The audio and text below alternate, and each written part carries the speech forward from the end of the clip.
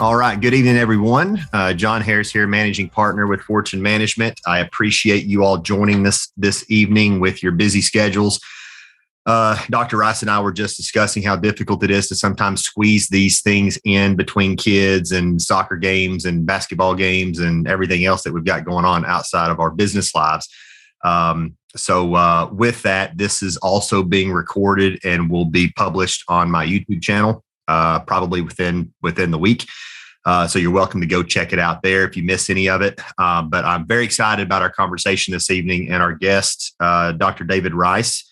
I'll give him a few minutes to kind of walk through his background, but founder of igniteDDS, also a practicing dentist, advocate of technology, man of many parts. So Dr. Rice, can you give us a background on why your experience is relevant given our conversation this evening? Sure. So nice to see you all. Thank you, John, for having me. Please, the whole Dr. Rice thing, I'm not sure who that guy is, but sadly, I've been doing this 28 years, so I guess I am old. But for all of you watching, practicing dentist, 28 years in Western New York, so Buffalo, suburb of Buffalo, New York, which is kind of important to our story today because Buffalo is the second poorest city in America. So remember that as we talk about all these techie things and you think like, is it for me? Can I afford it? Will it work in my practice? You're talking to ultimately a Buffalo kid here, but doing dentistry for quite some time.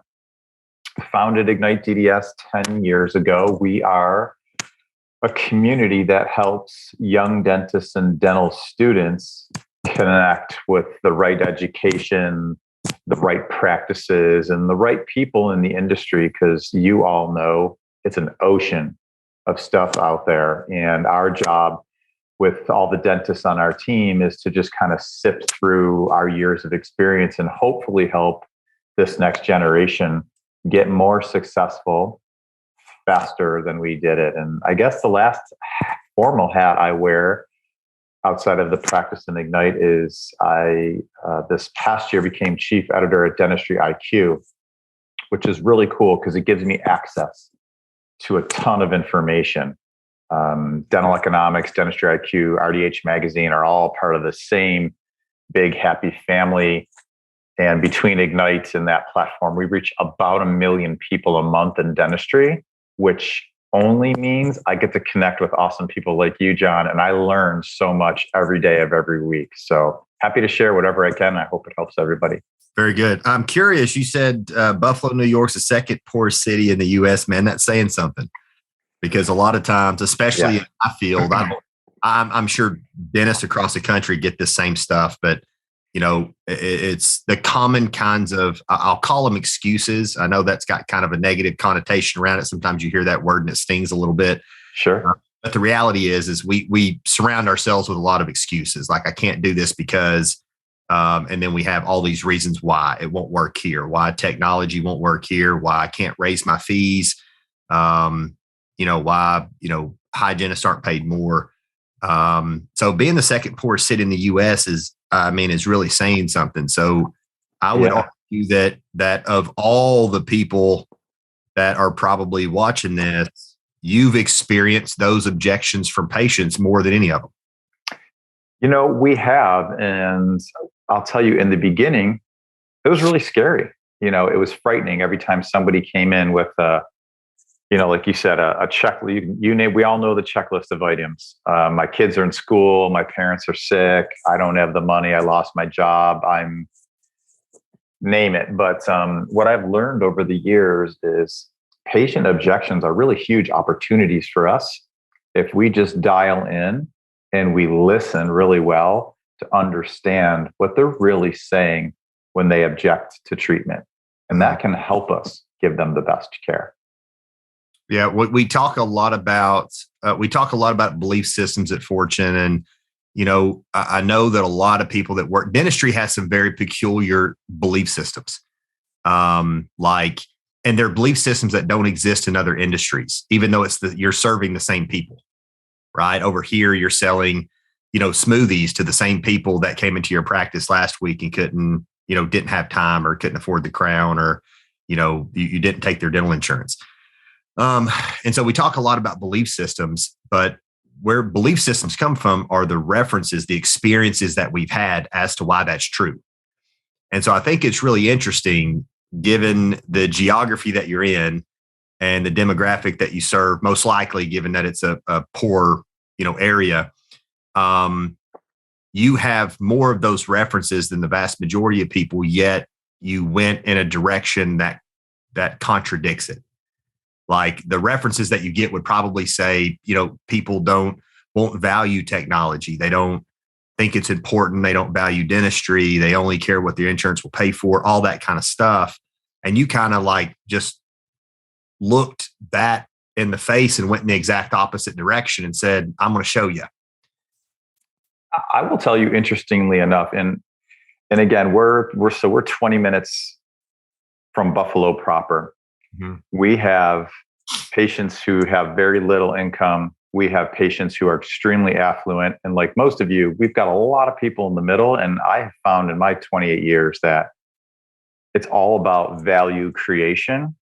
And it's rarely the person who pulls up to our practice in the $150,000 car who values what we do as much as somebody who's really working really hard to kind of do this in life or creep, instead of doing that. So it's to your point, it's mindset. And we have to go in every day believing that we're going to walk into a treatment room and that patient's going to say yes.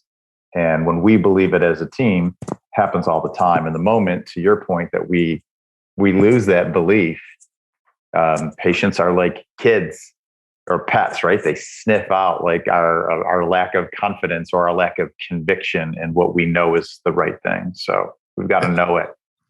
That's such a great word that you just chose. It's one of my favorite words, conviction, because it's one of the things that I say oftentimes is, how do I phrase this? Faith is confidence in what you hope for and assurance in what you can't see. Right. So like you can say you believe in it, but until you take an action in that direction, you really don't. You know what I mean? If you're looking at it rationally, logically, until you make that decision, you really don't believe in it. You may want to.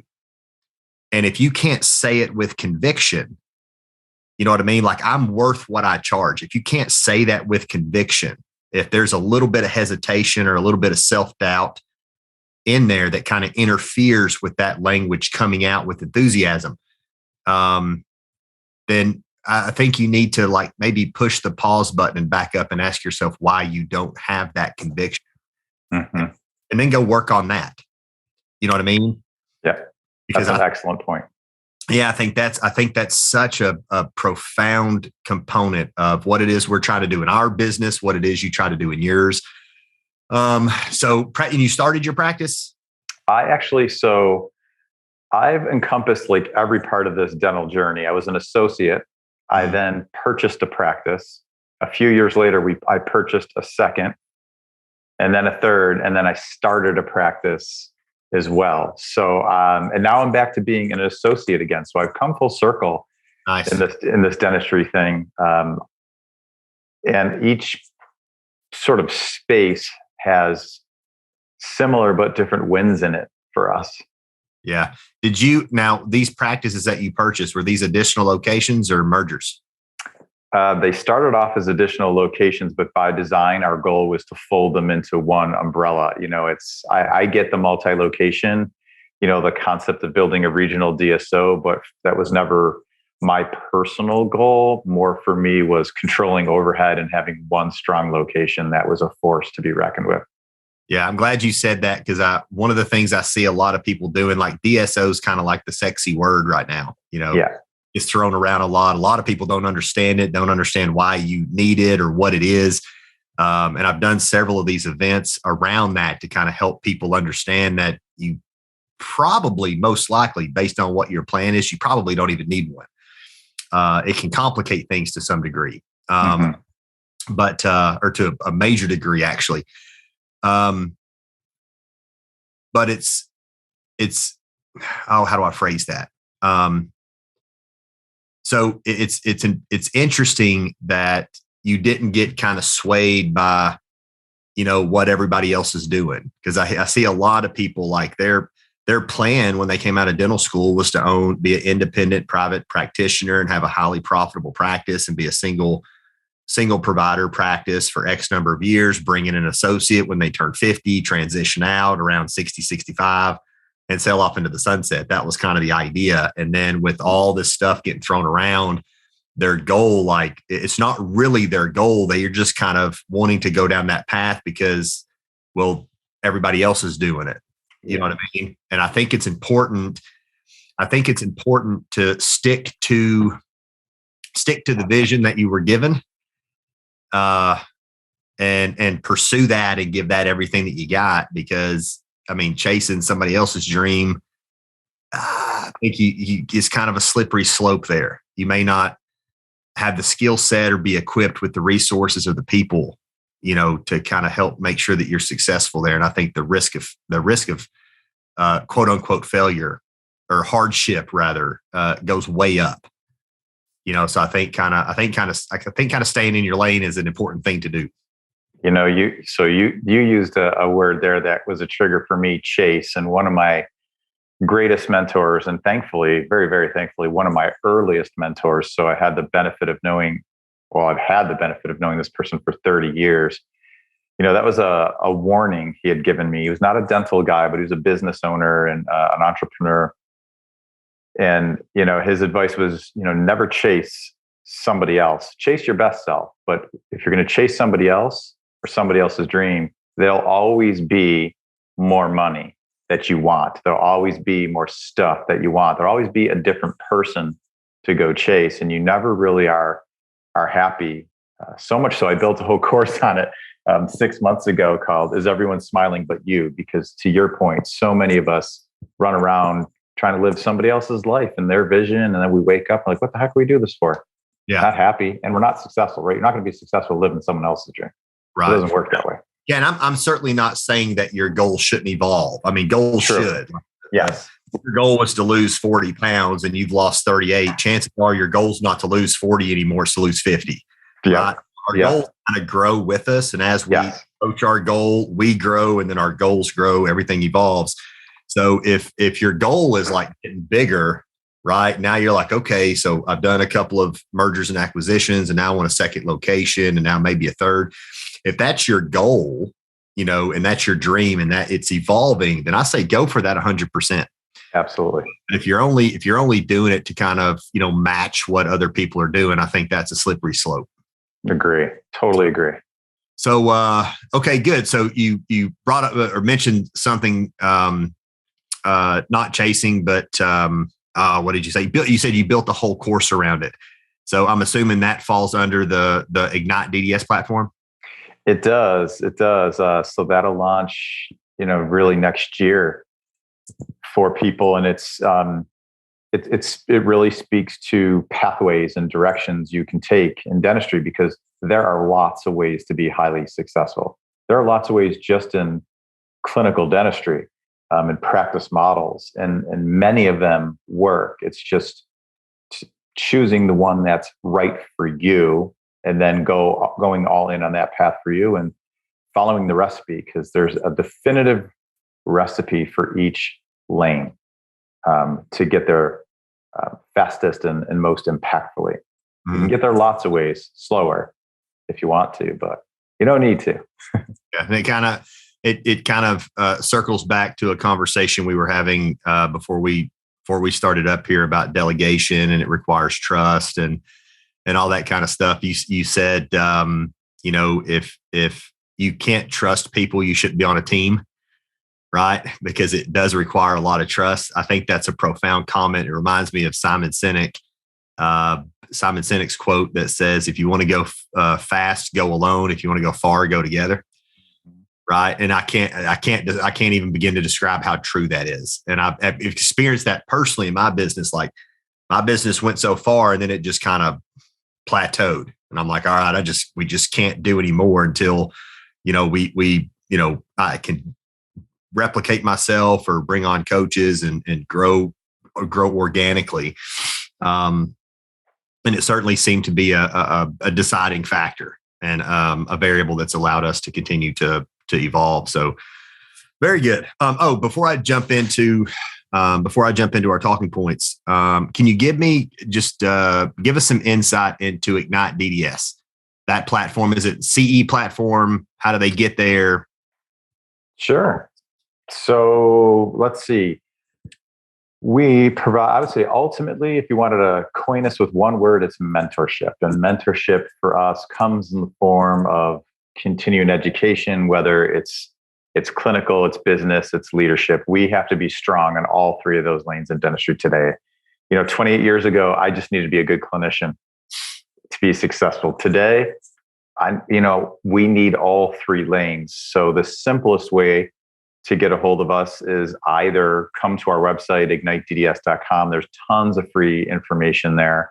And then there's also a whole leveled up education that you can choose to invest in through our digital university.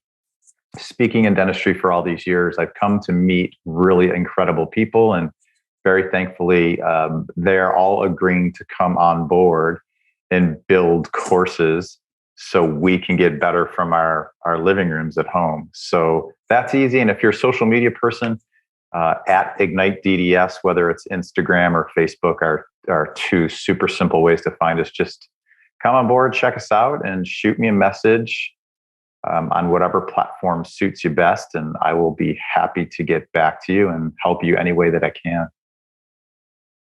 Very good. And you also mentioned, so igniteDDS.com. Off the cusp question for you. I'm a non-clinician, although I certainly believe that a clinical education would make me much better at what I do. There's just certain things you're just not, your sensory acuity and your ability to make certain distinctions just isn't the same if you've never actually stood in those shoes. Do I think an outside perspective is valuable? Of course I do. But I also think that having that education is there's an added value there as well. If I'm a non-clinician and I want to learn more about the clinical side of dentistry, is that a platform that would benefit me as well? Absolutely. Absolutely. Both from a content standpoint and the ability to communicate back and forth. So if you're taking any course, but let's say a clinical course, to learn that side of dentistry, you have the ability to toss out a question or thought or challenge something at any time. And we've got a team of people who will get back to you within 24 hours to help you with whatever you'd like to know more about. Excellent. Because I find that I go to like DS World and a lot of Hinman and, GDA and some of these trade shows and things. And I tend to seek out the clinical stuff like implants and ortho and sleep and medical billing, and perio is a really big one. I attend a lot of hygiene courses. I really value that. You also mentioned dental economics, dental IQ, and what was the RDH magazine? RDH magazine. So they're all part of a parent company called Endeavor, which is a media company. So if you're looking to learn purely about the money side of dentistry, dental economics is probably the best lane for you. If you want sort of a hybrid of clinical, of leadership, of business, Dentistry IQ, which is the team that I lead, is phenomenal for that. I try to bring that trifecta to everything that I do. And then for your dental hygienist friends, or if you're a hygienist watching, RDH Magazine is excellent. There's a really solid team of hygienists, both clinical as well as patient communication and all the things you can think of in dentistry. And we all sort of play well in the sandbox together. The editors for each one of those are just amazing people that I'm really lucky to get to work with. Very good. I like that. I'm familiar with all three of those, and I'll be the first to admit I'm not a subscriber of any of them. Shame on me. I am going to become a subscriber of all three. I'm kind of ashamed to admit that, because I'm a big information person. Like, I value statistics and data and just information. And I value being on the cutting edge. I tend to research statistics often. And it seems that when I research those statistics, at least one of these three sources is the one that pops up.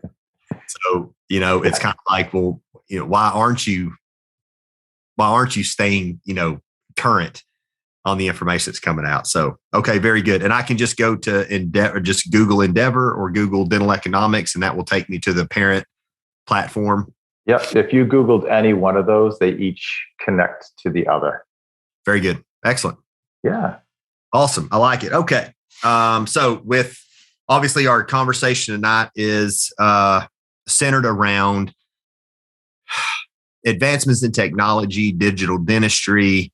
I don't think it's a new concept for any, but there is certainly, there's a curve, there's a bell curve, right? There are people that are on the cutting edge, people that are on the very bottom left of that bell curve. And then you've got your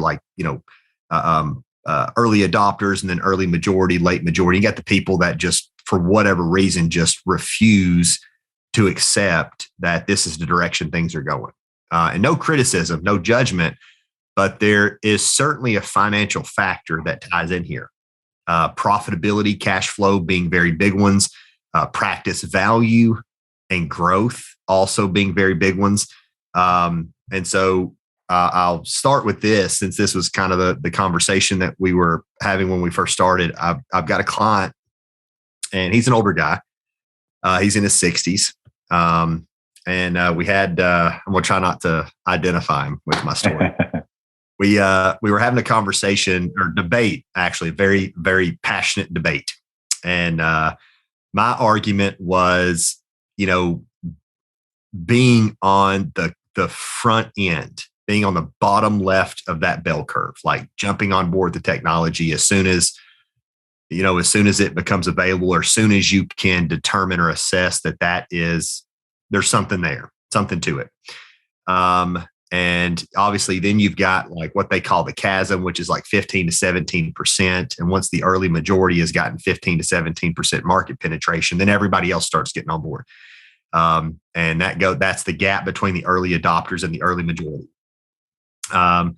He felt that the early majority was the better category to be in, because by the time you get there, they have worked out the kinks in the technology, right? Like they came out with Red Cam and then Blue Cam and then Omni Cam. Now they got Prime Scan. Well, I'm just going to wait until Prime Scan comes out, right? Because now I don't have to fumble through the powder and do all that stuff. And my argument was like, yeah, I get that. And although I agree that they'll have the kinks worked out by then, two things come to mind. A, now you still have to get through the learning curve before you're really going to be proficient with that technology. And B, everybody that had Red Cam has already positioned themselves as a leader in technology in their community. So they're known as same day crowns already.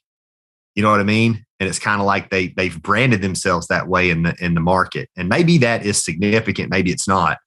You can probably speak a little bit to that because you've experienced it firsthand. But I'm confident that the earlier you embrace technology and just accept that as the future, I think over time it may cost you a little bit more on the front end, because you've got to upgrade the software and hardware occasionally and all that kinds of stuff. It may cost you a little bit more on the front end, but in the long run, I'm confident. I don't have data to back it up, but I'm confident that you're going to be more profitable and that the average rate of growth year over year in your practice is going to be much higher than without. So it's really interesting. I'll give you kind of a non-dental analogy of this, and not to call anyone out. So like you could use your inside voice in this, but there was a big research study done. And I happen to be, you're on an Apple computer, I'm on an Apple. So I'm just going to use it as a reference because that's what we're using presently. But they did this big study on people who use Safari as the web browser because that comes with the Apple product versus people who installed a different browser that maybe they like better. So Chrome or any of the other ones out there. And the people who jumped in and installed a different browser, they have all sorts of data to show how much more successful those people are because they were curious They were innovators, and they took the leap into a different technological platform than sort of what came with the computer. And I think dentistry is a lot the same way. It's easy for us to keep doing what we've always done because to some degree it works. And the old adage of, oh, it's not broke, don't fix it. However, to your point, John, I agree with you that for me, once I can do something clinically excellent with technology, that's the point I want to jump in. So, your reference to like RedCam back in the day on the Dentsply Sirona side was, I didn't do it when it was 2D, but the moment it went 3D and it allowed me to have all the tools that I could have in a physical space, but have them digitally, then yeah, I needed to jump on. And that was really early on in the game. I think at that point, maybe 6 or 7% of dentists owned a scanner in dentistry. We're still really early on. We're still in the low 20s as far as scanners go. But I would agree with you. Getting in early in the game means you're saying yes to learning and yes to improving, even though there's going to be some bumps in the road that you've got to travel. Mm-hmm.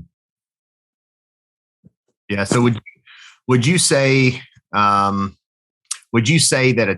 a technology oriented practice has a competitive advantage over a non-technology driven practice? No doubt. So there's no doubt. There was a study that came out a couple of years ago, and it still ranks really high today. There are 4 things that patients want from all of us, no matter what kind of practice we are, no matter where we are in this country. They want us to be convenient. They want us to have like strong Google reviews. They want us to accept their insurance. Doesn't mean we need to participate with it, but they want us to work with them because it's a benefit. And then they want us to have great technology. And I would argue technology kind of delivers most of those things. It definitely delivers convenience. It absolutely drives better reviews because it's part of the 4 things patients want. It is in and of itself one of the 4 things. So 75% of what patients want stem from technology. And that's not even talking about all the advantages it brings to us from a system standpoint, a workflow standpoint, a team standpoint, marketing, et cetera, et cetera. That's just like the very basic 4 gut things your patients want from you. Mm-hmm. Yeah, I definitely think that, as the CEO of any business, you can sum up your responsibility as a CEO pretty simply. Your job is to find out what your consumers want and find a way to give it to them. Yeah. That's all you got to do. And as long as you're doing that consistently, you're staying informed because consumers' demands, consumers' desires are going to change. Yes. Right. And they're going to change over time. So you've to ensure the continuity of care for your patients and employment for your team and the longevity of your practice. To ensure that as a CEO, you've got to stay informed about the changing consumer demands and desires and making the adjustments in your business. So I think, your platform, dental economics, dental IQ, I know that they're posting statistics in there about those changes. Like these studies have come out and this is what we're seeing. This is the direction things are headed. And the sooner you can become informed of that, and even in office surveys, I think that's extraordinarily valuable. Sending surveys out, like if you're requesting reviews, and then have them complete a survey. And when the survey comes back and it says, I want this, this, and this, collect that data. And then when you begin to see that, hey, people aren't wanting, let's say, for example, they don't care so much about whether I accept their insurance anymore. Now they care more about whether I have to refer them to another practice to have a procedure done. Yep. Right. And as you start to see that change, that's when you need to make the change. Right. And that will ensure that you stay on the forefront of that evolution. I think that's definitely going to be the most profitable approach, without question. So Very good. Convenience, reviews, affordability, accepting insurance, not necessarily participating in their insurance, and then technology. Would you say that, not to get in the weeds, but my girlfriend's got 2 daughters, and I rarely ever see either one of them without a phone in their hand. My nephew can operate an iPad better than I can.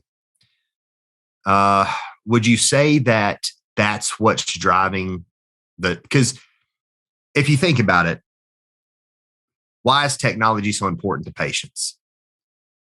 Because they trust technology, because they grew up with technology and they've learned technology's reliable, it's consistent, it's predictable.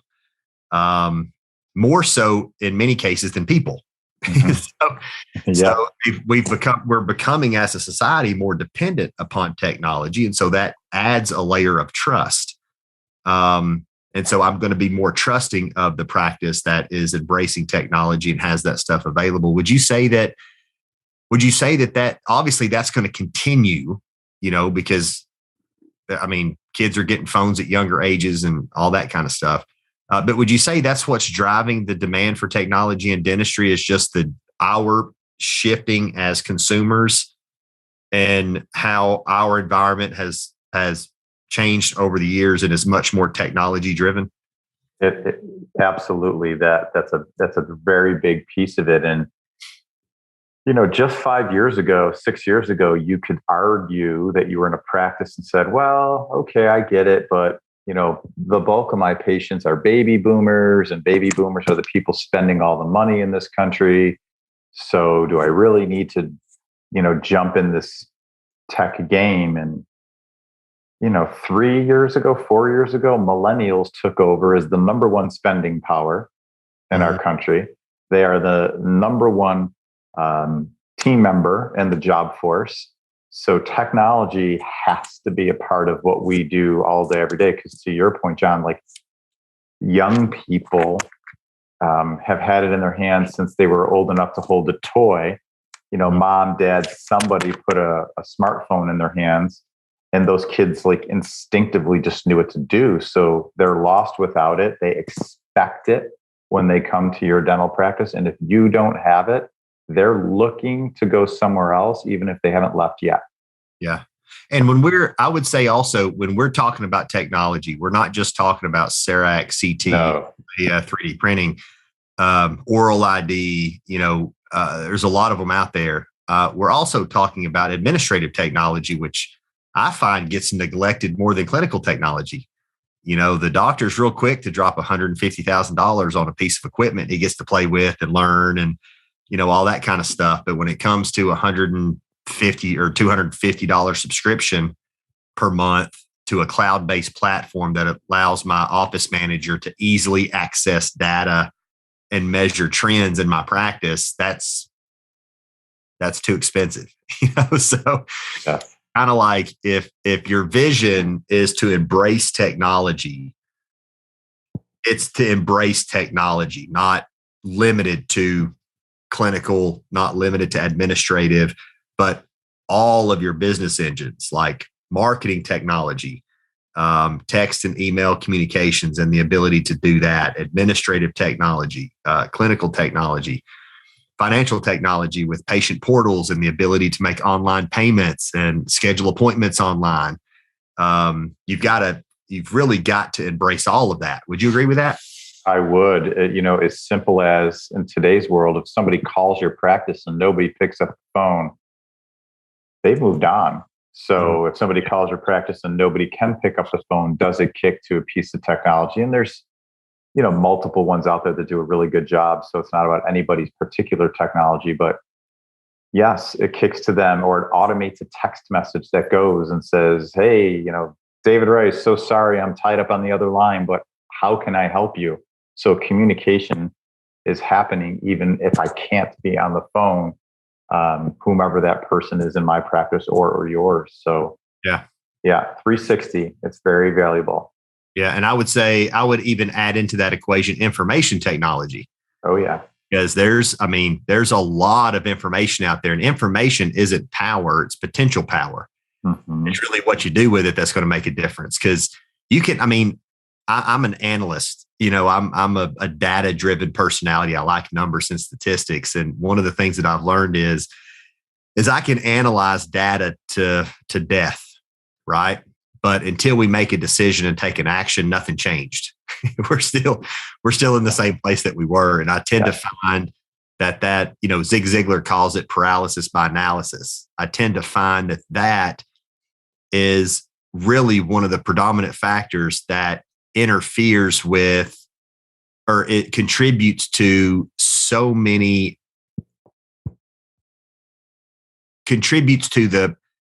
portion of the dentist population that has not yet embraced where we're headed. Yeah, I think a lot of dental people, and it doesn't make us bad people, but we're afraid to make a mistake. We're afraid to be wrong. So we're going to research and research and research. And, my brother-in-law, not a dentist, but the perfect, high analytical prototype, I remember years ago, was researching flat screen TVs when they were first a thing. And he researched them so much. And by the time he figured out which one he wanted, they didn't make that one anymore. So to start all over again. And the same thing's true to your point with, whether it's a scanner, a 3D printer, a CBCT, lasers, soft tissue, hard tissue. There's a million things out there. They're going to evolve. Just like your phone, just like your laptop is obsolete 3 years later. That's where we are in dentistry, but we can be so much more effective with our time and productive when we do jump in the game and we do embrace technology. It's worth the investment. Yeah. Your perspective here is essential. In my opinion, you got a wide variety of experience as an associate, as a practicing dentist. You've bought multiple practices, operated multiple practices, sold practices, transitioned, merged practices. You've got a wide variety of experience in your 28 years, much more so than most dentists at 28 years in, and founded other companies, successful companies.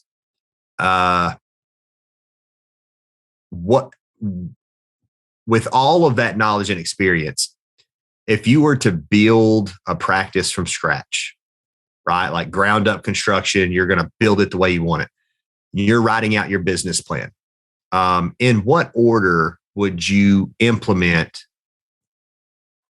different technological components like CBCT? I've heard Neil Patel talk about building his practice around CT and all the reasons why. And I think Tarun Argawal subscribes to that concept as well. CT is a centerpiece. Really. But in what order would you say is, because one of the objections I know that a lot of our friends at Patterson get when their doctors are talking about, CEREC and CT is, well, which one, right? Which one's going to make the biggest difference? Which one is going to make the biggest impact? Which one's going to pay for itself? And that $2,500 a month payment just seems like the end of the world. But the reality is, if you're prepared and in the right position, if you're positioned to integrate technology and you do it effectively, it'll never cost you a dime. CT should be paying for itself almost right out of the gate. You should never make a payment on that. CEREC, maybe not as quickly as CT, but in what order would you say that it makes the most sense to put those pieces in place? Sure. And I'll caveat this with another thing. My mentor, the same mentor who gave me that lesson earlier, never chase. Well, an old Shakespearean line, right? To thine own self be true. So each one of us has a vision for the style of dentistry that we want to bring to the table. Mm-hmm. If you're going to place implants and you're going to introduce OSA, you're going to treat sleep in your practice right away, then a CBCT is a great way to go. If you're not going to do both of those things, then that would not be my first piece of technology. My first piece of technology would be a scanner. Because a scanner, because you don't have to go full bore, right? Mm-hmm. There are multiple scanners out there, number one. And number two, even if you play in the CEREC world, you can scan only. So you don't have to spend 150 grand on the whole package. So you can go get a scanner. And for me, that's what I did. And I would choose to do that again personally, because I feel like that drives the bus quickly. I scanned our practice from day one, scanned every single patient who walked in our door. We did it at their new patient appointment. It's a diagnostic tool. It's a patient educator. It's a virtual set of diagnostic casts. So if that patient, falls off their bicycle or gets in a car accident or something silly happens, I can replace any tooth in their mouth. And it could look exactly the way it did before, something stepped in life. So for me, I would do scanner first. I feel like that is a great place to begin. It eliminates the impression material. Oh God, eliminates impression. That makes a huge difference for patients, because I think that's, if you were to poll patients and say, in order, what are the things you hate most about going to the dentist? Injections is probably at the top. Yep. But I'm willing to bet getting impressions and, trying to defend themselves against their gag reflex is probably in the top 5. Yeah. And to your point, so imagine this, if you're watching this, because we talked about framing stories earlier. So frame this story, ask every single patient before you scan them. Did you ever have a dental impression before? And you're going to see the same look on almost every human being's face. It's going to, because they're remembering going to the orthodontist with like alginate in a tray that was too big and too much material, and it's going down their throat. That's their association with a physical impression.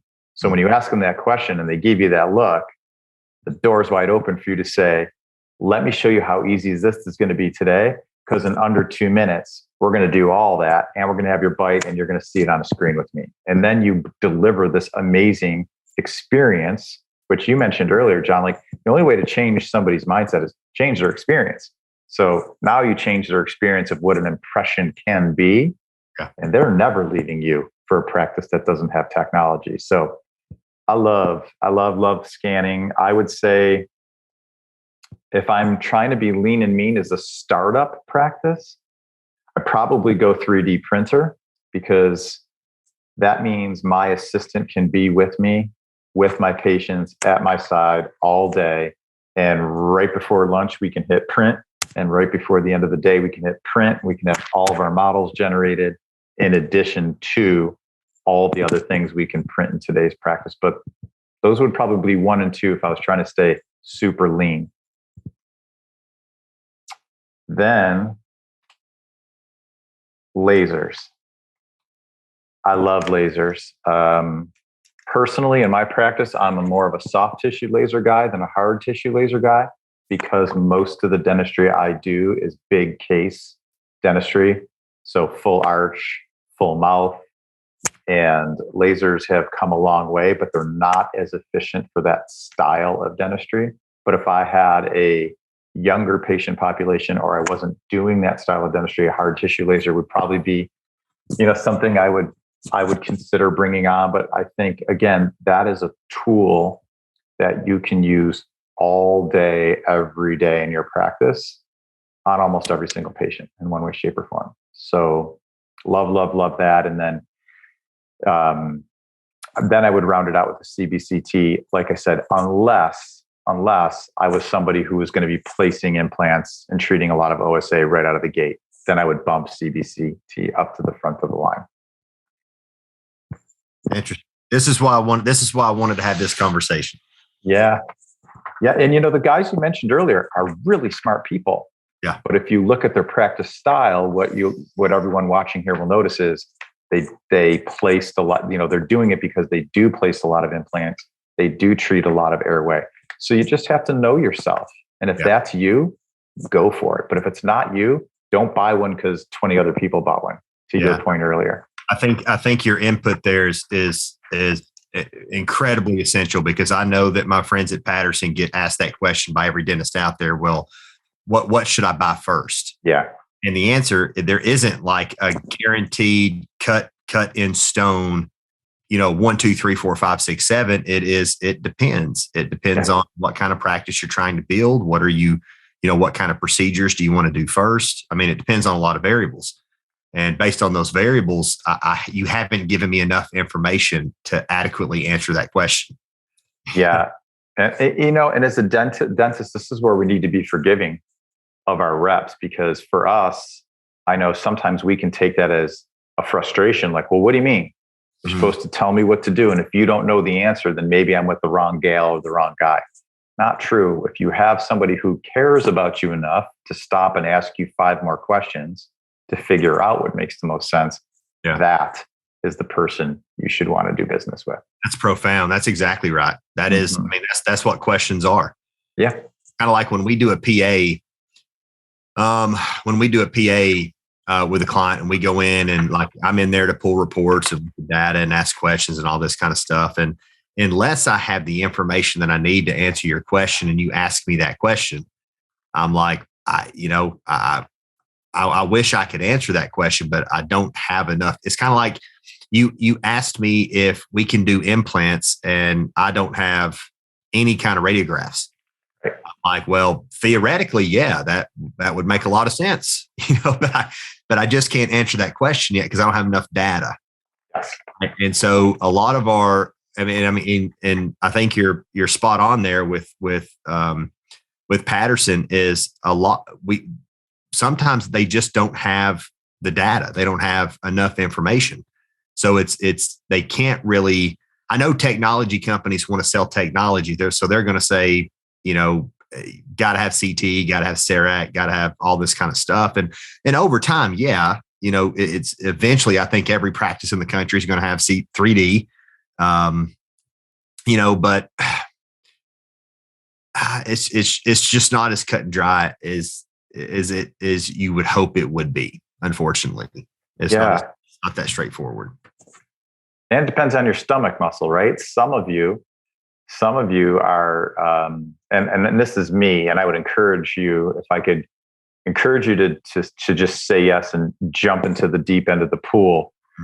The most successful people I've ever met in any business are people who jump into the deep end of the pool. But if you're just not that person, if you really, really need to tiptoe to make sure the water's not freezing and then dive in the deep end of the pool, then you just have to know yourself. So when you rest your head on your pillow at night, you can actually get a decent night's sleep. Nothing is worth, losing sleep and being a bundle of stress and wondering if it's going to work or not work. Hopefully you're going to surround yourself with people who help you pass that. Yeah. But if you're not there yet, that's okay. The place you're in needs you right now. Just go out there and find some great mentors. Yeah. There's a great quote that says, what does it say? It's kind of like, you're the average of the 5 people you surround yourself with. Yeah. Most people go around and they look for people who believe what they believe. And those are the people that they associate with. All right. So let's talk about why, CEREC is awful, right? They don't go talk to the people who are very successful with CEREC. Well, I mean, why go read a book that you've read 50 times? You know what I mean? You already know what that book says. You already have the belief system that says CEREC is a really good coffee table, right? But there are people out there that would tell you it's not the piano, it's the pianist. I know there's a lot of truth in that. Yeah, I know a bunch of digital labs out there, and I've had dentists say, "Oh, my lab does great crowns. CEREC is awful. My lab does great crowns." Well, guess what? Your lab's probably cutting your crowns with a CEREC machine or a meal. You know what I mean? So it's you kind of got that variable there, but I think we should really, rather than going and associating with people who are just going to reinforce the stuff that we already believe, I think we would be better suited if we went out, sought out some people who maybe challenged our belief systems a little bit. Not to say they're right and you're wrong, but it requires us to do a little bit more due diligence around the belief systems that we had. And you made a great comment, because it doesn't just apply to the dentist and the leader, it applies to patients too. A lot of patients have disempowering belief systems when it comes to dentistry, right? And in order to change that, in order to change the trajectory that the vast majority of people are on, you have to give them some experiences that contradicts every experience they've ever had. You know what I mean? Because who did they learn their oral hygiene habits from? Their parents. And their parents learned them from their parents. So unless you can break through and really, and you may even upset them, but unless you can really break through and give that person an experience that contradicts what they have learned from their predecessors, then you don't change the trajectory that people are on. And it doesn't just affect that person. It affects that person and that person's children, because that's who they're going to teach, and their children's children. And that whole, process is just going to continue on down their lineage. We've got to interrupt it somewhere.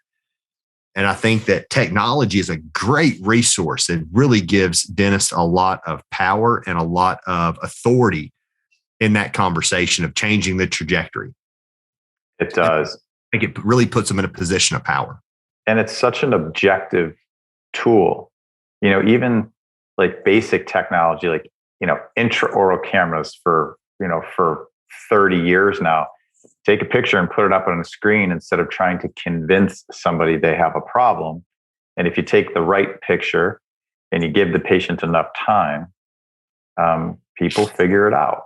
And, or at least they figure out, like, hey, what's that? Or that doesn't look right. Yeah. So that's another big one, I think. Visuals, images. Mm-hmm. Like you can, you've got, and I'm not being critical of any company or technology out there, but I don't think many people would argue that if you take, and I'm not an expert on images, so like think of pixels, like 500 pixels, for example.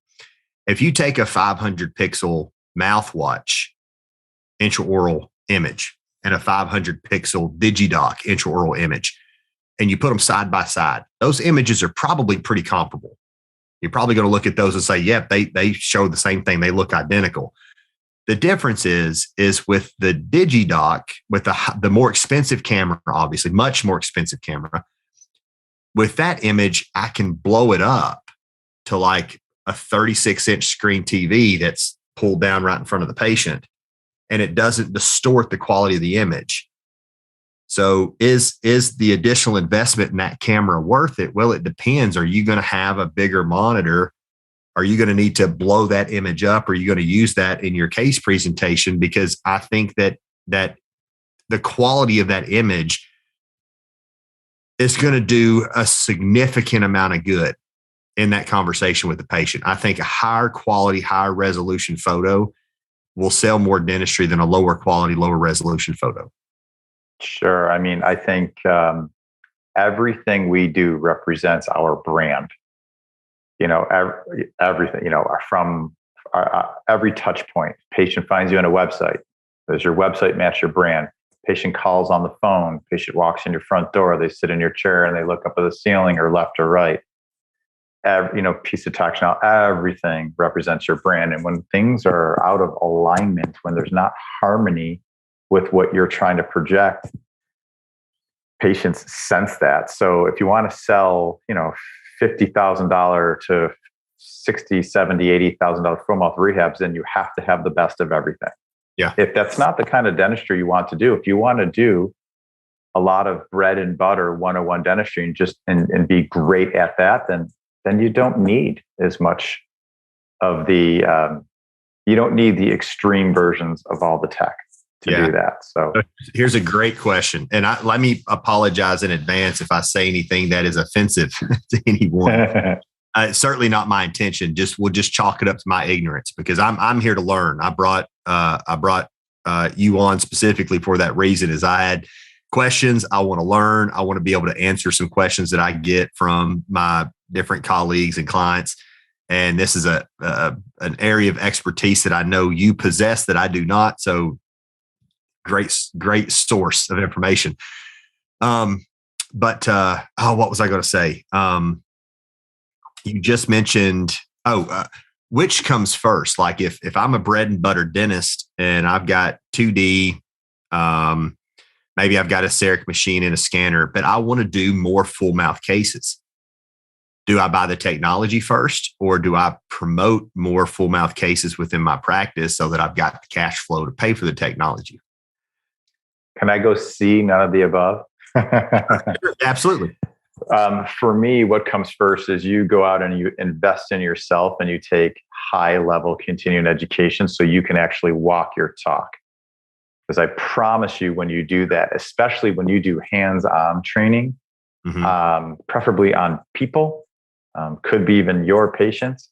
When you do that, there's a confidence that you walk into a treatment room with that is irreplaceable. And at that point, you can buy the technology and do the dentistry at the same time. But without that, you're either going to be, the whole fake it till you make it, which does not work. Don't do that. Or something's going to go wrong. And then you're going to say, I don't know if I want to do that kind of dentistry anymore because I don't want those phone calls or those headaches. And you're just going to shy away. So the CE for me comes first.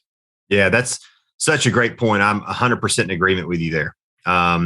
Because it goes back to what we were talking about earlier is I think the CE is one of the things that will build your confidence in the technology and build your confidence in performing the procedure, because a lot of guys, when they start placing implants, they kind of cherry pick some mandibular posterior, and then they may kind of move to the anterior. They may, move to maxillary, where there's a little less bone. Then they kind of get into maybe some bone grafting and soft tissue grafting. And they just kind of evolve, right? But it's getting going seems to be the slowest part. Once you get going and you kind of get your hands dirty and you've got some experience now and you know what to expect, I think your confidence level really starts to climb there. Going to the high level CE courses, that's going to give you the information. It's not going to give you, it will give you some hands-on experience, not as much as you would get in your practice probably when you get back and start really going. But it will give you a lot of education that essentially serves the same purpose, because all experience is applied knowledge, right? So we get the knowledge, then we apply it, and that information goes to support the belief system that either makes us confident or insecure. And I think confidence sells more than any system, any special 5-step treatment plan presentation. If you're confident, people will buy that. People want that. Yeah. And there's a whole science behind that, right? There's the confidence competence loop. So the more confident, the more you do, you get more competent. It just keeps driving the wheel. And I would, there's lots of ways to do this, folks. I will tell you, for me personally, and my 28 years, because I have taken a lot of hands-on courses and spent more money than you all want to know. But when you can have somebody come into your building and work with you and your team on a niched skill set that you want to excel at, or you can bring yourself and maybe 2-3 other key team members to a niched event where you get to do as well as think, you will be so much further ahead than you ever realized. And then, all of this stuff moves really, really. You want to do, you want to learn a lot about implants. Like you mentioned, Tarun, a great guy. Like, go there, spend the days. You're going to write a check. You're going to write a big check, but you are your best investment, number one, 100%. And then technology, number two, and make sure your team learns with you. It's very difficult to bring the skills, the knowledge, and I think the energy of great courses back to people who haven't learned alongside of you. Yeah. I would say that you and your people are the most advanced cutting edge piece of technology in your practice. Great way to put it. If you're going to make an investment anywhere, make that investment first, right? In your people technology. Yeah. And then make the investment in your clinical technology. Yeah. That's a great way to put it. Yeah. So here, I've got a loaded question for you. Sure. Because I want to come back to the piano or pianist conversation. Okay. So everybody knows the dentist that paid $130,000-$40,000 for a CEREC machine, used it for 6 months, decided he didn't like it, put it in the corner, and he may or may not ever put it on eBay. He may give it to a buddy to trade in and trade up. Who knows? Or maybe he'll transition at some point, and the new doctor that buys his practice will use it to trade in and get a rebate whenever they run those promotions. What would you say are the key advantages of technology? I'm compelled to suggest that efficiency and quality, aside from just patient trust and experience and value. Aside from that, I would say that two of the key advantages of technology are going to be efficiency and quality. There are going to be people out there that would immediately say, no way, I'm much more efficient without CEREC. No way, I'm much more efficient without Celea. There's arguments on both sides of the equation. I'm not in the right position to tell them one direction or the other. I can do the math, I can look at studies and stats. What has your experience taught you? Both of those are true. Efficiency and quality are two tremendous reasons. And you told a story earlier about how your lab's probably milling your crowns, onlays, veneers. They might be milling and cutting back, but your lab's probably milling them. 100% true. And I don't look to big production labs as fondly as I look to smaller labs. Sometimes I think scale breaks things, but I will tell you there's a reason big production labs mill everything, because it is more efficient and they've done their homework. Mm-hmm. So I love the efficiency of technology. Now, is it going to take you a little bit more time on the front end to do it right? Yes. So, when I'm looking at technology, if I were all of you looking at technology, I would say you want to look for a company whose technology has a shallow learning curve, because you need to teach your entire clinical team. If it's clinical tech, everyone has to know how to do it really, really well. So shallow learning curve. I like companies that reinvest. So they're constantly doing research and development. In dentistry, I think the most obvious violator of this happens in the implant space. So you've all had a patient and looked at an X-ray and said, "God, whose implant does that?" And the answer is nobody's, because the company's out of business. You do not want to purchase technology from someone who's not going to be around in 5 years. Mm-hmm. And I'm here to tell you, a lot of these companies will not be here in 5 years because they don't reinvest. And then the third thing is, whatever technology you invest in has to be both accurate and precise. And those are two very different adjectives that describe technology, and both are important. You cannot have accuracy without precision and precision without accuracy for technologies. So, but when you have those things, you will be more efficient. There's no question on it. You just have to stick with it. Mm-hmm. If you're somebody who fumbles as you learn, you're not alone. Lots of us fumbled when we learned. You just have to get through it. And that shallow learning curve is a big part of that. Don't go buy a piece of technology that if you can't pick it up, and you might not remember it, but if you can't pick it up in the first couple times you're using it, it's the wrong technology. Mm-hmm. Interesting. Yeah. Yeah. And I think it definitely makes a lot of sense to invest in the education. Yep. In the training, hands-on training, either before or after. Yeah. But like I've seen some guys with CT, they've, and I want to circle back to that too, because your order that you gave me surprised me. But I've seen some guys buy CT, and then they were like, "Well, I don't know how to use it. I don't know what to look for. I don't know how to read it." Yep. And so that's a challenge. So we've got to make sure that we're sourcing the education and the training to use the technology that we've got. But I think a lot of people, they go to the wrong, they not necessarily go to the wrong people, but they may have this, because we get what we look for, right? Yeah. And what most people look for is a validation of what they already believe. True. Like, I don't think this technology is the thing, so let me go ask somebody. Well, then they go to like a disgruntled Facebook group and they think about this, and all these people fire off, oh, it's junk. And you're like, okay, that's what I thought. Right. But you're really not doing yourself justice there, because the people that are saying, it doesn't work, it's not efficient, I'm faster without it, are the people that didn't figure it out. They're the people that didn't make the investment in the training and the education, and they tried it for 3, 4, 5, 6 months and they never got the hang of it. Maybe it wasn't the right technology for them. And then they gave up on it, and then they have nothing but negative things to say. Right. But that doesn't mean they're right.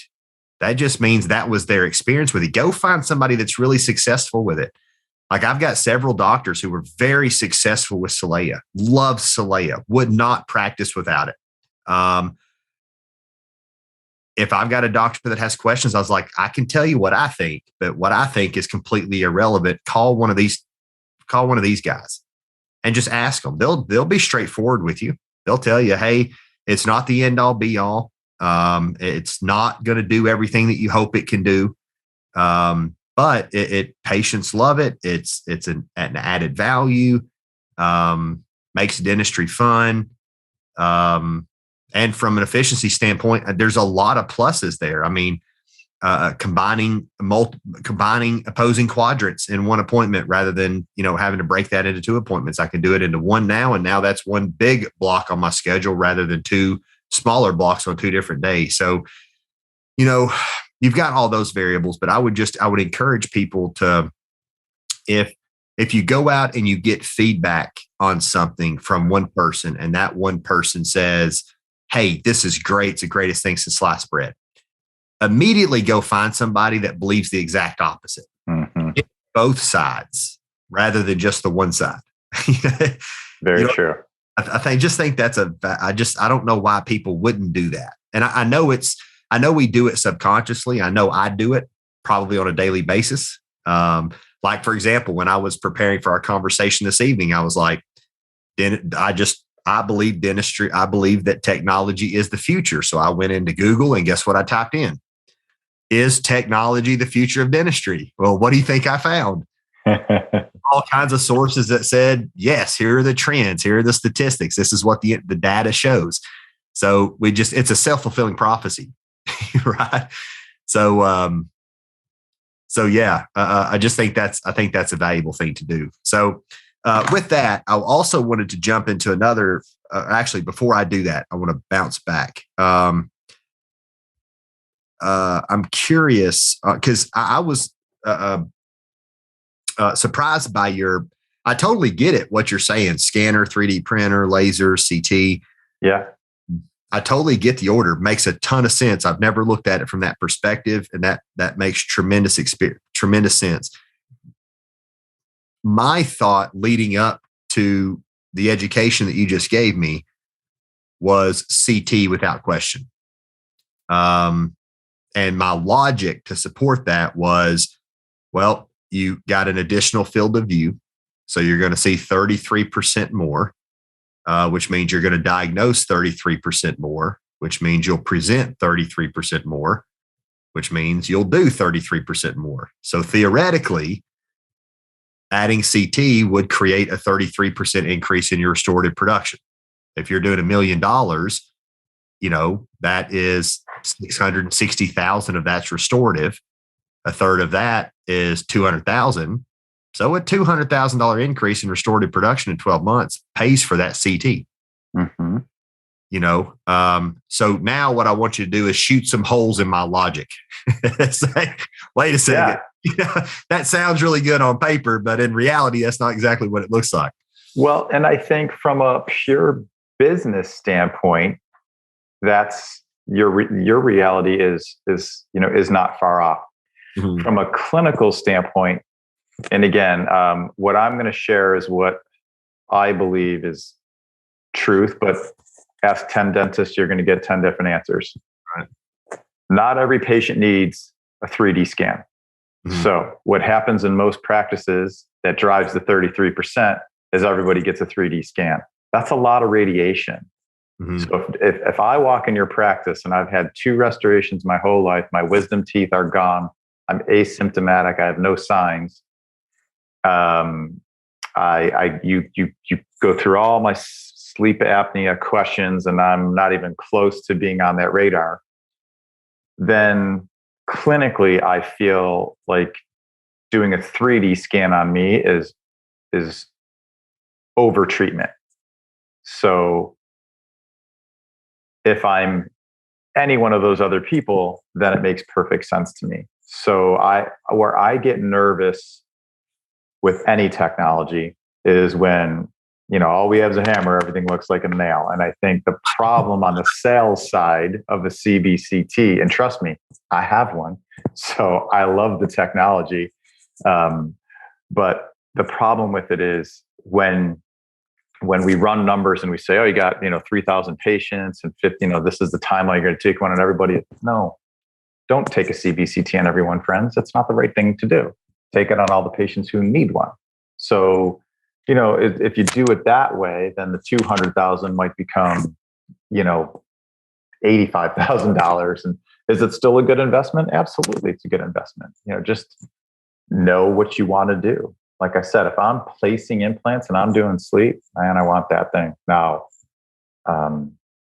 same for me. If I was a 28-year-old dentist and not the dentist I was today, would I have a Solea in my practice? I would, because now finally the data is starting to come out just with sleep, right? And the ability to recontour pellets from laser energy. And it's not as simple as it was pitched to us when it first came out, but it doesn't mean it doesn't work. It actually does work. It just takes longer to work. So there's lots of applications, but my biggest hole in the CBCT story is everybody should get a 3D scan. I just don't believe in that.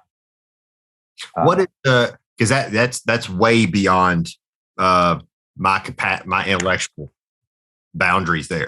So what help me, and maybe you don't know, maybe it was information that you've absorbed somewhere.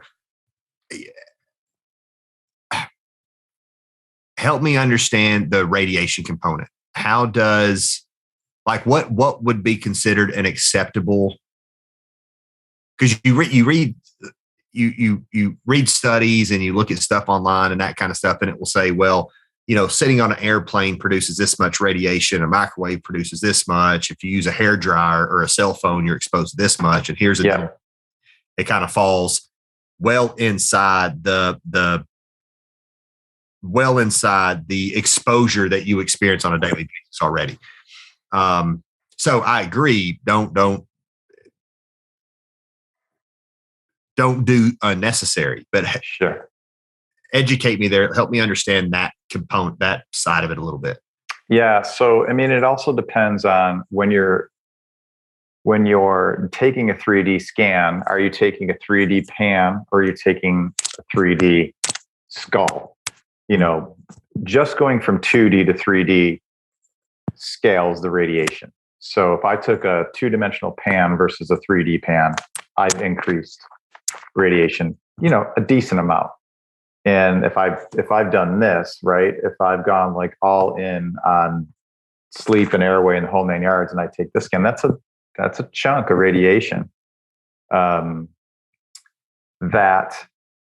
over time, if I'm doing that every, how frequently am I doing that in my practice? What's my philosophy? Is it every 3 years, every 5 years, every 7 years?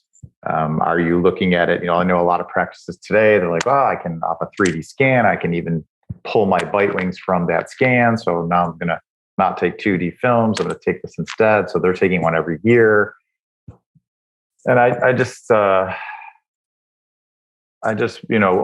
compare apples to apples, dentists, when you're out there and you're comparing technology. And the cool part about ours, CBCT, and probably much like the ones, you work with Jon and some of you who own one, you can go 2D or 3D. Mm-hmm. So if David Rice walks in my practice, he's getting 2D.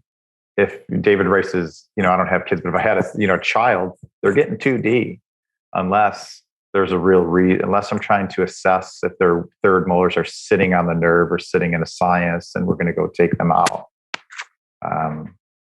So I think we just we need to review the oral radiology stuff as clinicians, and use the tool to the best of its ability, but don't overuse the tool. Yeah, it's like everything else in dentistry. People want things to be objective.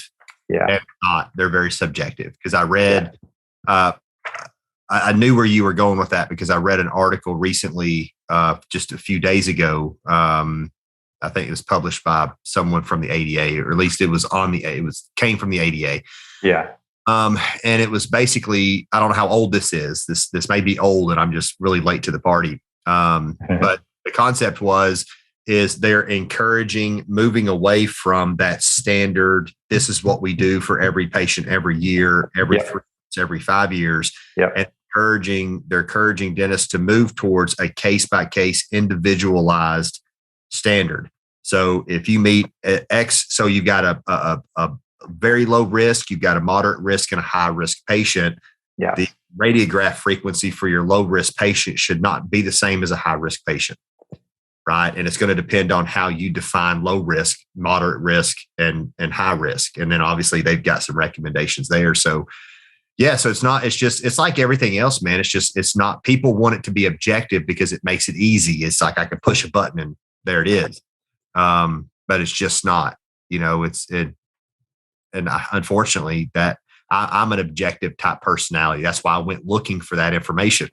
So, I didn't get the information that I wanted. I was like, oh, well, okay, well, but it's the right information, because I agree with it. I think it should be very individualized, Yeah, even perio, look at periodontal therapy today, right? We used to just say somebody was here, or here, and now it's scales of gray, because that's how life really works. So I think it's great you did that homework, and I think it's incumbent upon us, dentists, to do that homework as well. And there are patients I take films on every 2 years. Mm-hmm. I've been seeing them for 20 years. They've never had a carious lesion a day in their life. And then they've got a spouse who, has a problem every time they come in. They need to be different. Insurance companies are the people who set our standards, right? Yeah. Why do patients come in twice a year? There's zero clinical data to say that is any merit. Oh, None. yeah. I had a conversation with one of my bigger practices just a couple of weeks ago. And I was like, listen, they've got a pretty standard routine 2 times per year frequency. That's basically the rule of thumb that they've always followed. And I said, well, let me ask you a question. I said, and I ask this question all the time, and I'm like, a healthy routine, great health, great oral hygiene, low risk, responsible patient.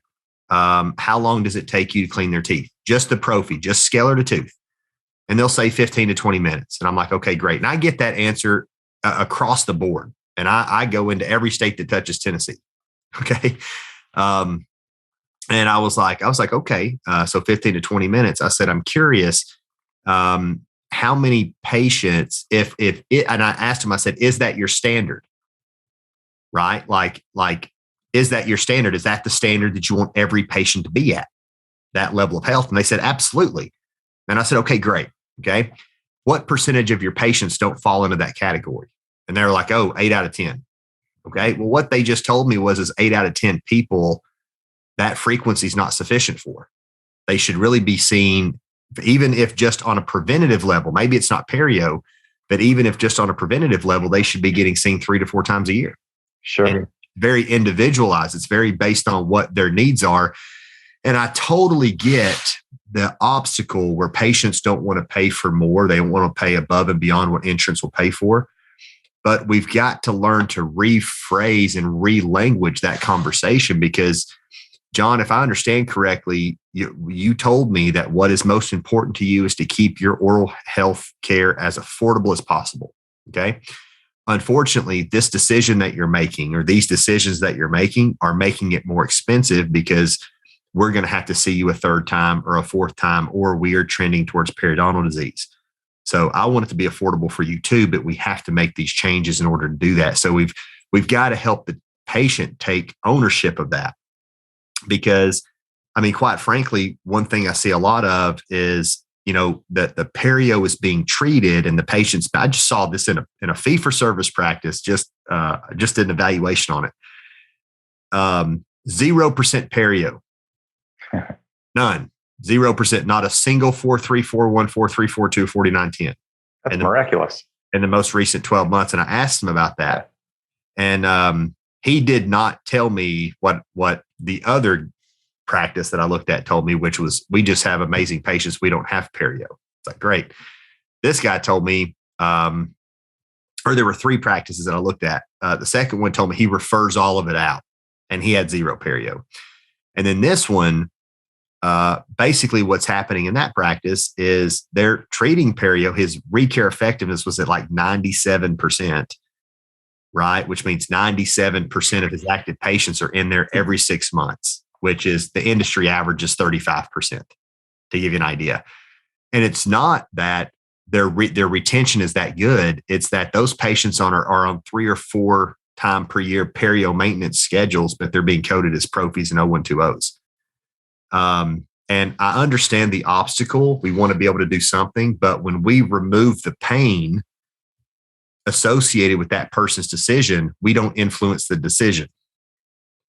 There's no incentive for them to change their habits, and ultimately we don't change the trajectory that patient's on, and every patient that person is going to influence. So it's difficult, man. I mean, dentistry is a difficult profession.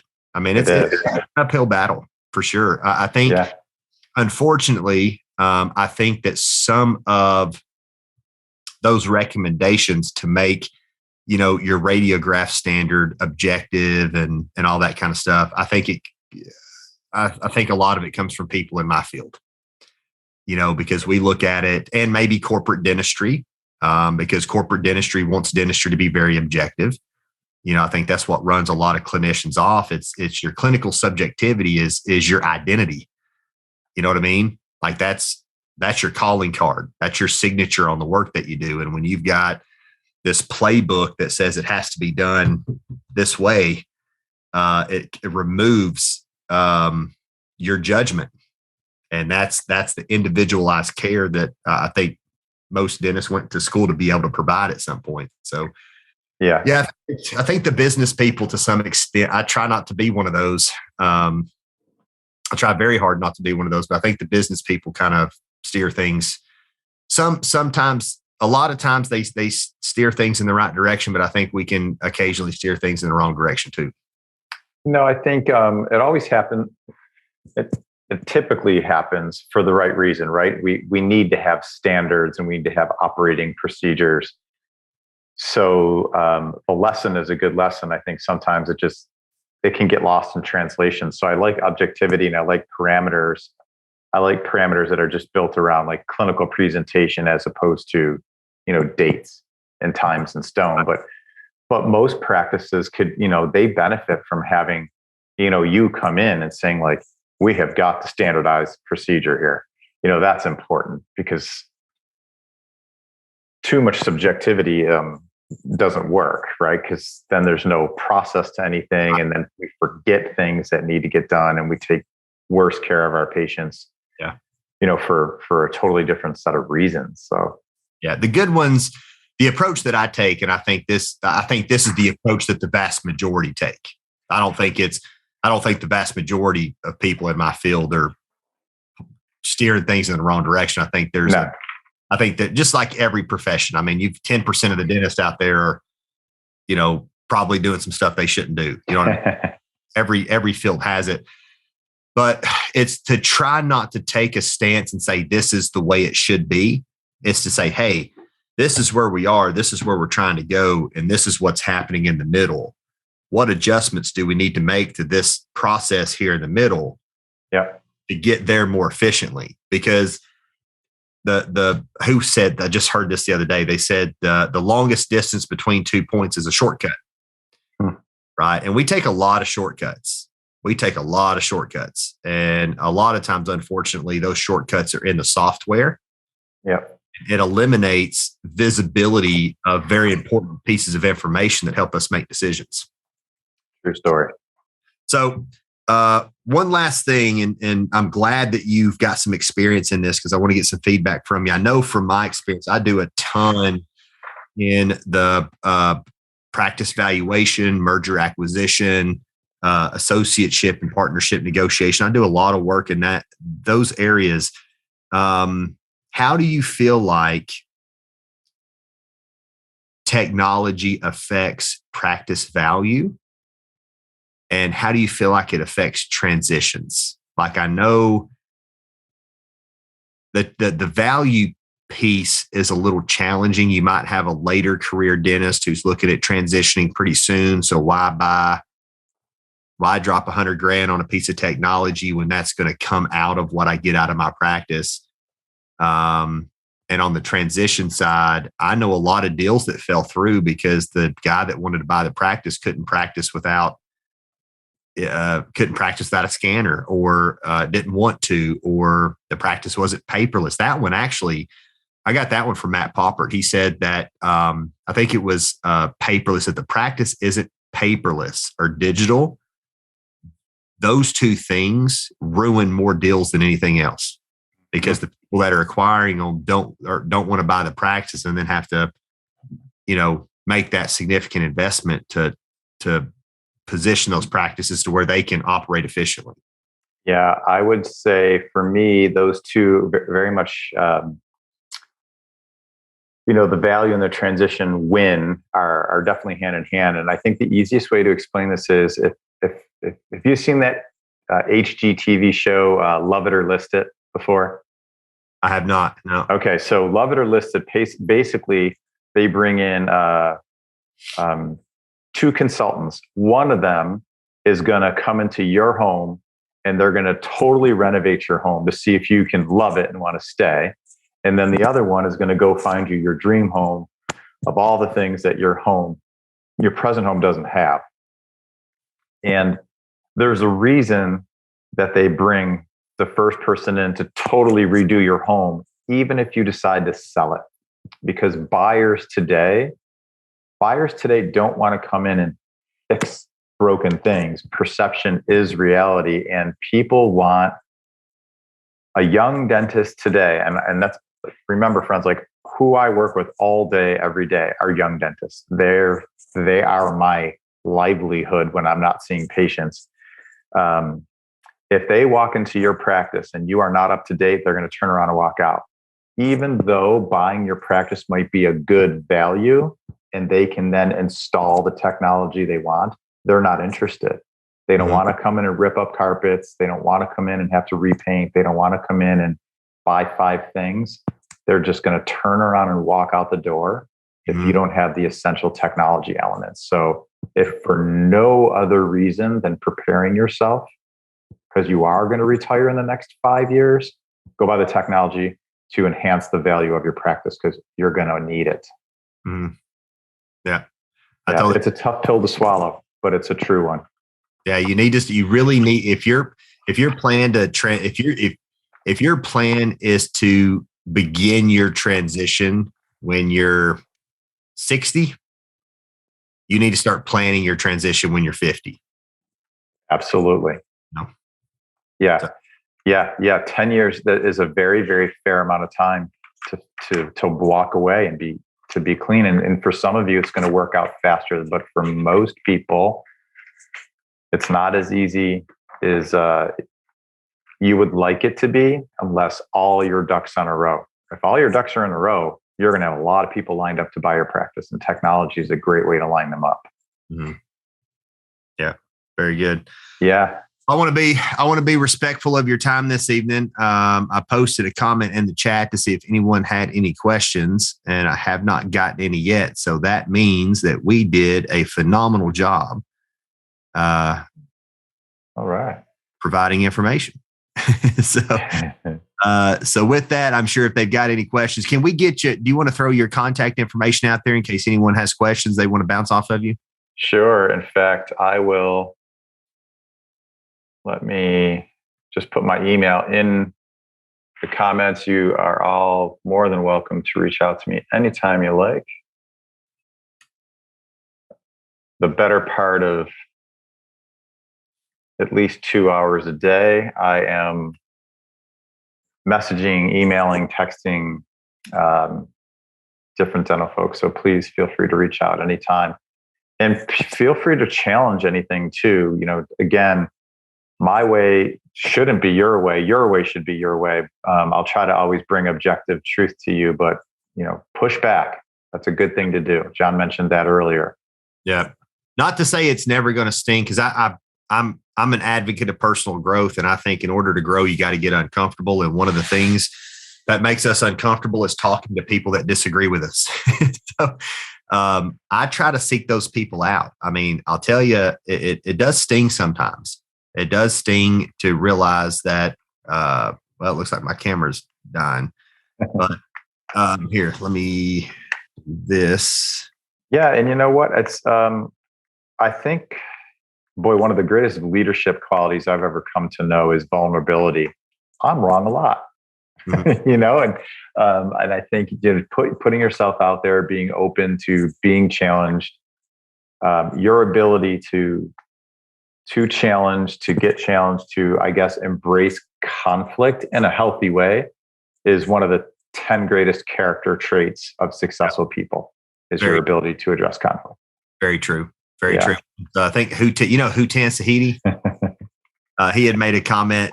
He'd made a comment the other day that because I was having a conversation with him about somebody I had offended. I had made, not intentionally, but I had made a comment or asked a question or something. Apparently they didn't like the question. He's like, listen, man, he was like, if everybody likes you, you're doing something wrong. He says, if everybody agrees with you, you're doing something wrong. So I totally agree with you. We need to have a position and take a stance on, where we are, but at the same time, respect and appreciate the differences that other people bring to the table and be open to being wrong.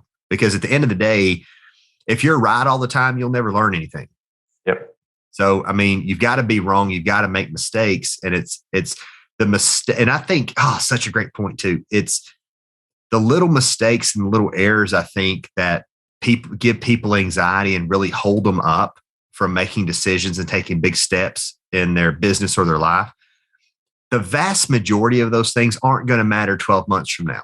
12 months from now, you're not going to look back and say, oh, well, I forgot to do this thing and I messed this up and I should have done better here. You're not even going to think about that stuff. 12 months from now, you're going to be thinking about, how much progress did we make this year or not make? And what will we contribute that progress or lack thereof to? You know what I mean? I do. It's really what you need to focus on is not the little mistakes and errors. Who cares about that stuff?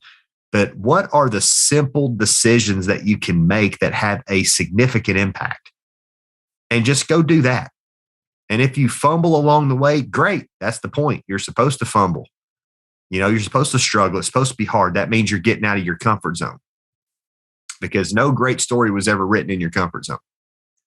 Not one. No. It's not about being right or wrong. It's just about being a little bit better tomorrow than we are today. So exactly right. Perfect. So I think that is a great way to wrap this thing up.